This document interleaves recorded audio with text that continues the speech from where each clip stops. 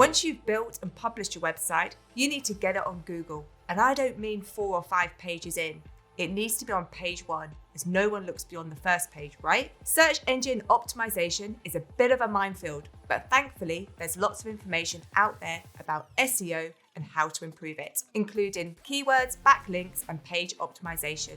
If SEO fills you with dread and keywords make your head spin, at the very least, get familiar with the basics of optimizing your site for search engines through Google's Search Console. It'll measure your site's search traffic and performance, highlight issues you need to fix, and shine a spotlight on your site in Google search results, all of which will help you rank on the first page of Google.